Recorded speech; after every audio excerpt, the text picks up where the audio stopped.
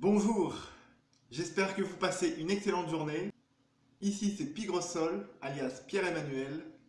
Restez en ligne pour un nouvel épisode de mon défi.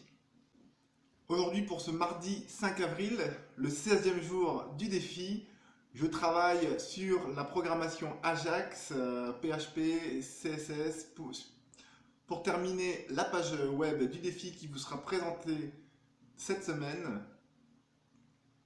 J'ai reçu aussi plusieurs mails de Pôle emploi en fait, qui me proposaient des offres par rapport à mon ancien profil que j'ai modifié il y a plusieurs mois, mais ça n'a pas été pris en compte. On connaît l'administration française, hein, c'est pas un exemple à suivre. Alors c'est dans la communication, dans son mail, vous devez impérativement, il le marque en majuscule en plus, c'est le gars il se présente même pas. C'est bonjour, je suis un conseiller Pôle emploi, j'ai trouvé votre email dans notre liste par rapport à votre profil. Il se serait d'ailleurs aperçu que mon profil ne correspond pas à une recherche d'emploi, mais à une création d'emploi, que j'ai une création d'entreprise, hein, comme je me suis déclaré comme tel au niveau de Pôle emploi. Bref. Et impérativement, machin, machin. Bref, c'est vraiment, ça amène vraiment l'individu, le citoyen, à ne pas prendre en considération ce qu'ils disent, quoi. Donc, on s'en fout, quoi. J'ai aussi reçu des nouvelles de la Poste. Enfin, j'ai regardé sur mon compte de la Poste, on est le 5, et en fait j'ai déjà 12 euros de frais qui vont être retirés à la fin du mois. Alors pourquoi à la fin du mois? Est-ce que c'est parce qu'ils savent qu'à la fin du mois il n'y a pas d'argent et du coup ça va réentraîner des frais pour le mois suivant, ce qui leur permet en fait de créer un cycle de frais et puis ça s'arrête jamais?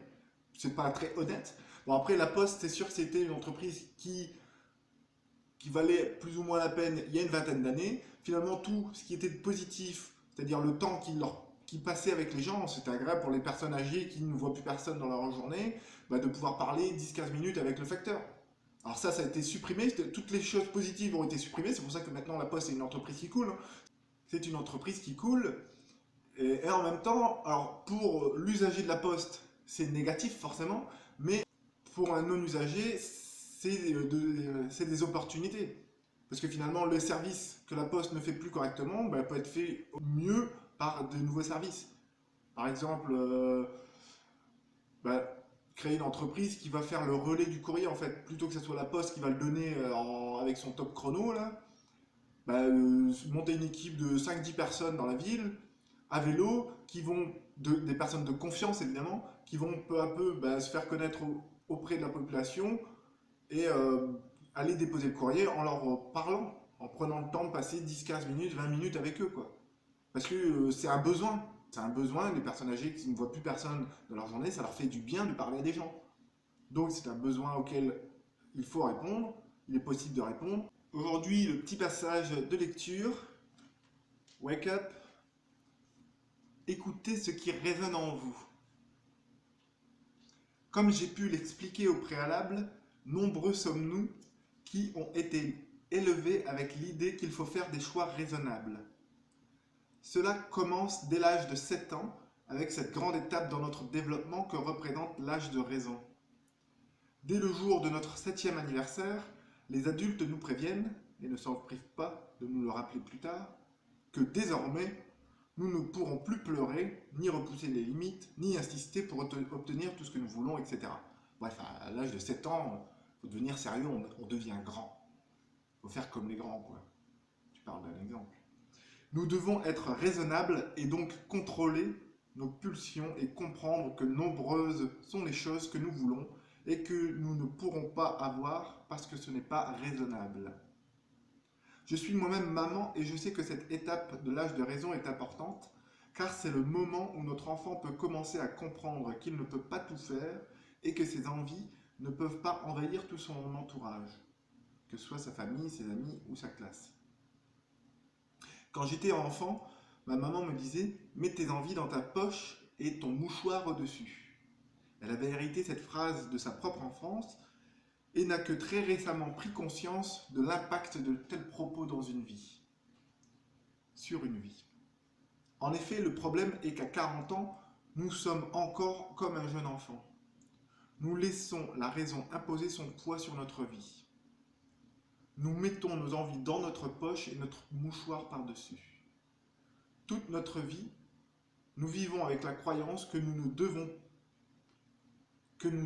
à tout prix nous contrôler pour ne pas trop déranger les autres et limiter nos désirs ou nos prises de risques pour garantir le confort et la sérénité de tous. Du choix de nos études à la sécurité de notre emploi, à la recherche de maîtrise de notre parcours professionnel, il ne faudrait pas que notre curriculum vitae montre la moindre incohérence. On s'efforce alors d'être raisonnable et de faire le bon choix. Et petit à petit, on rentre dans le moule pour se conformer à ce que la société attend de nous. Décrocher un emploi stable et rapporter un salaire régulier. Notre plus grande quête est de rester dans le cadre. Nous prenons alors un jour conscience que nous sommes devenus des adultes et que nous avons perdu toute connexion avec notre inspiration et avec nos désirs profonds d'accomplissement.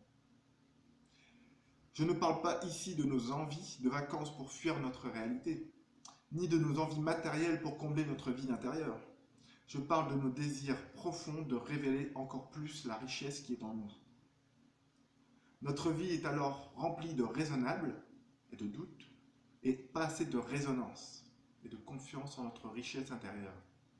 En vous lisant les pages de ce livre, je voudrais vous inviter à écouter ce qui résonne en vous, plutôt que de vous laisser dominer par ce qui est raisonnable. Donnez-vous la permission de ne plus ignorer ce qui vous fait vibrer, de ne plus considérer vos dons comme des loisirs sans valeur auxquels vous pouvez vous consacrer durant votre temps libre quand vous en avez. Nous vivons à une époque où nous n'avons plus le temps de rien.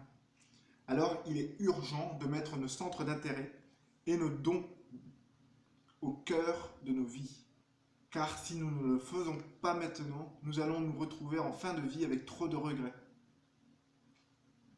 Nous n'avons jamais entendu quelqu'un sur son lit de mort dire « J'aurais dû être plus raisonnable, j'aurais dû ranger plus ma maison, j'aurais dû regarder davantage la télévision pour me distraire ». Au contraire, nous entendons davantage dire « J'aurais dû avoir plus confiance en moi pour réaliser mes rêves. J'aurais dû avoir plus le courage de sortir du cadre. J'aurais dû oser faire ce que mon cœur me disait de faire, etc. » À chaque fois que je me retrouve confronté avec cette réalité dans ma propre vie, je repense à ce magnifique poème de Marianne Williamson.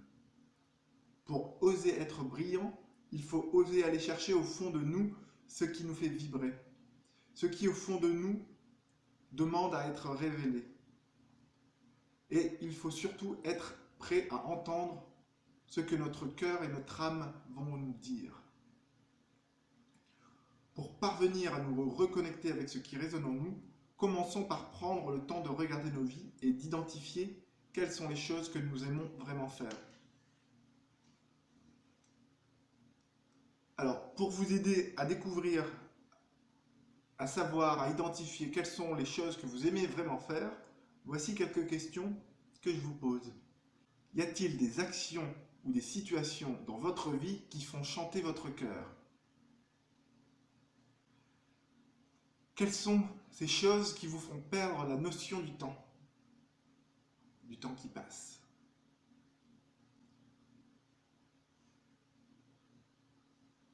Quelle est à vos yeux la meilleure façon d'occuper une journée où vous n'avez rien à faire? Cette 16e journée de mon défi se termine. Je vous remercie d'avoir pris le temps de m'écouter. Pensez à liker la vidéo si elle vous a plu, à vous abonner pour être tenu au courant des prochaines vidéos qui vont être mises en ligne. Vous pouvez laisser vos commentaires ou poser des questions en dessous de la vidéo. Je vous remercie. C'était Pigrosol, alias Pierre-Emmanuel. On se retrouve demain pour un nouvel épisode de mon défi. Bonne journée.